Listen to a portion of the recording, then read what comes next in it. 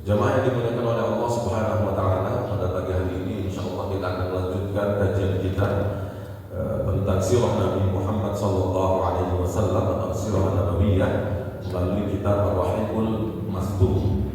Dan pada pertemuan-pertemuan sebelumnya kita telah membahas tentang Ghazwatul Muraisiyah atau Ghazwatul Bani Mustaliq, yaitu pada tahun 5 atau 6 Hijriah. Kemudian dalam pertemuan lalu juga kita membahas tentang apa yang disebut dengan hadithul ifki, yaitu hadithul ifki, satu peristiwa di mana orang-orang munafik menebarkan tuduhan keji terhadap Sayyidah Aisyah radhiyallahu anha.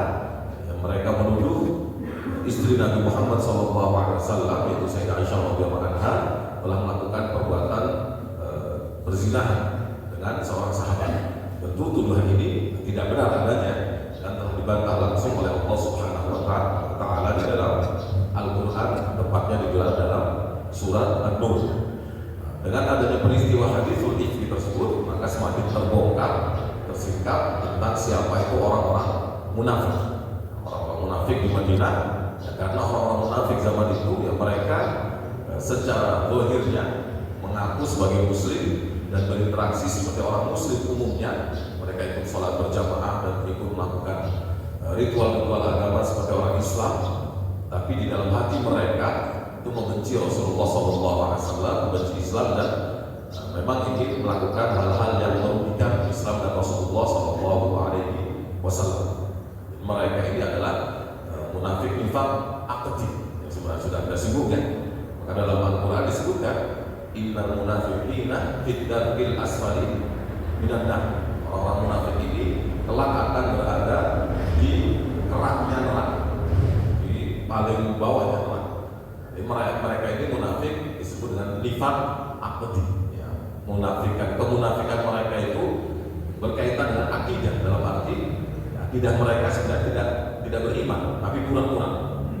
Kalau sekarang ya insyaallah kita ini semua orang insyaallah tidak ada munafik yang hadir di sini ya. Tapi paling perbuatan kita itu ada milik orang munafik dikit-dikit kan. Sering janji kadang apa? Bohong atau ngomong tidak sesuai dengan realita. Tapi ini tidak sama dengan munafik akdi. Jadi kalau misalnya ada hadirin yang menuduh temannya suka bohong, terus hati-hati kamu tempatnya di kerak neraka. Jadi tidak pas itu.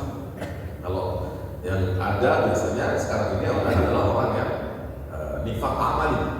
Munafikannya itu hanya perbuatan saja, tidak sampai ke dalam akidah kan.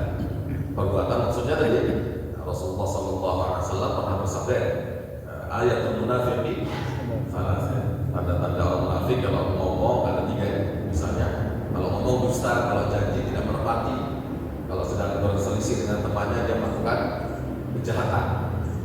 Tetapi kadang ini juga dilakukan oleh orang yang beriman dengan iman yang kuat, tapi karena godaan nafsu kadang masih melakukan perbuatan-perbuatan yang buruk tadi, seperti berdusta, bohong ya. Tentu tapi kalau ada teman kita yakin dia beriman betul, tapi kadang-kadang bohong, tidak boleh juga kita mengatakan bahwa kamu nanti tempatnya di neraka, karena berbeda dengan munafik yang dikisahkan dalam kisah hadithul ifki atau dan juga dalam surat Al-Munafiqun ya. Dalam surat Al-Munafiqun itu disebutkan tentang bagaimana perilaku atau watak orang